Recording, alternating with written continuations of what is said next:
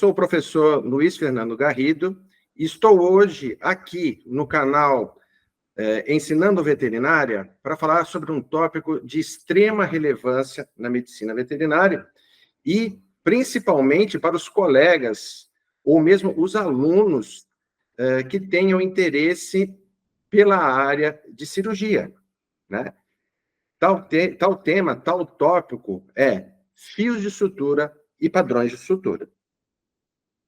Então, por definição, o fio de sutura é tido como uma porção de material sintético derivado de estruturas orgânicas, flexível, de secção circular e com diâmetro menor do que seu comprimento.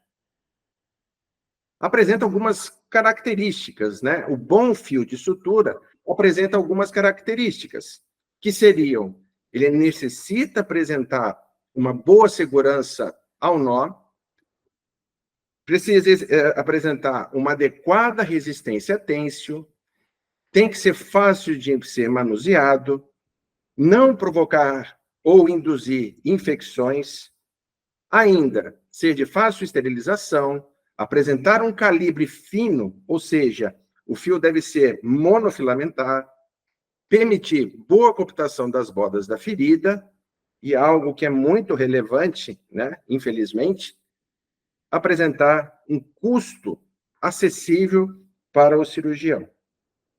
Infelizmente, esse fio ideal ainda não foi desenvolvido, ainda não foi inventado.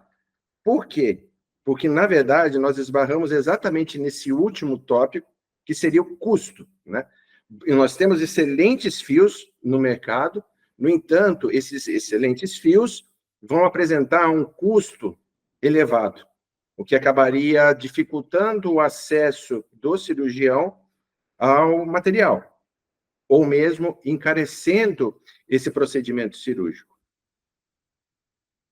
Falando agora a respeito de algumas características físicas dos fios de sutura, então nós teríamos a sua configuração física, ou seja, nós temos a opção de termos esse fio monofilamentar e multifilamentar, sendo possível ainda ser trançado ou mesmo torcido.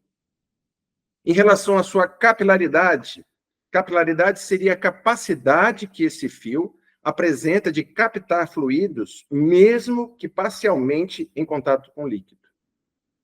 Absorção de fluidos, que seria a capacidade deste fio de captar fluidos quando totalmente imerso. Aderência bacteriana seria um tópico relacionado a esses três anteriores. Ou seja, quanto mais...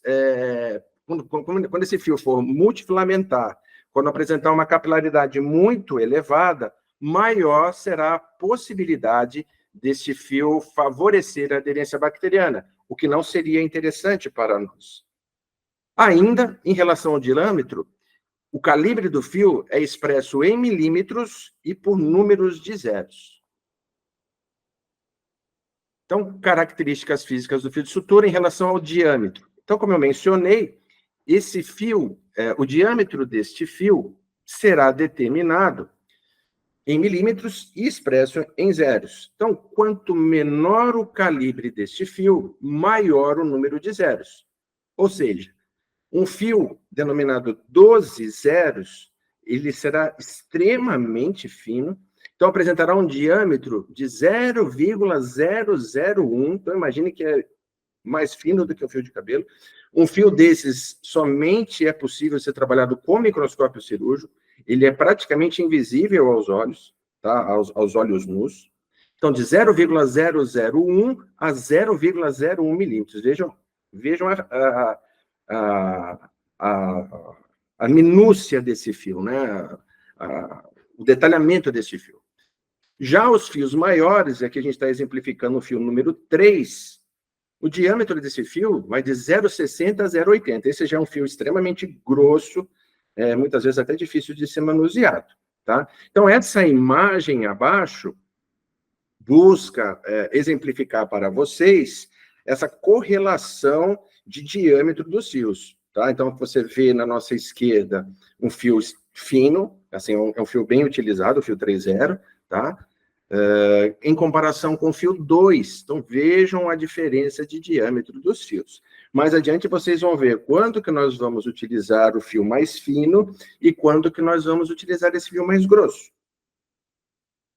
Então, como eu mencionei, em relação ainda a características dos fios de sutura, esses fios podem ser mono ou multifilamentar.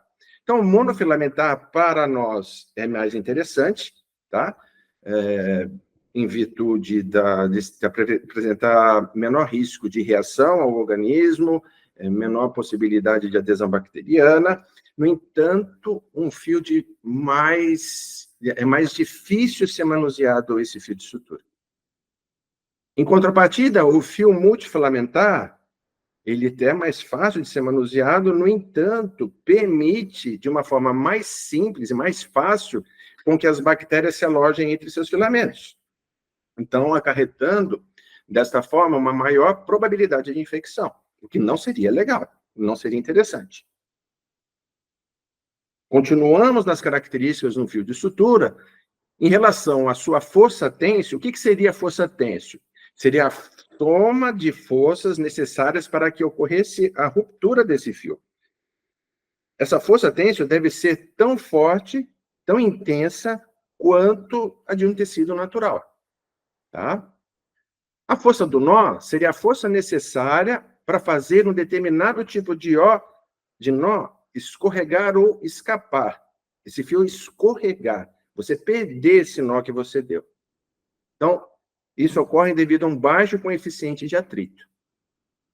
Já em relação à elasticidade, quando eu falo elasticidade de um fio, eu estou me referindo à capacidade desse fio em retornar à sua forma e tamanho original, após eu ter tensionado ou tracionado com minhas mãos.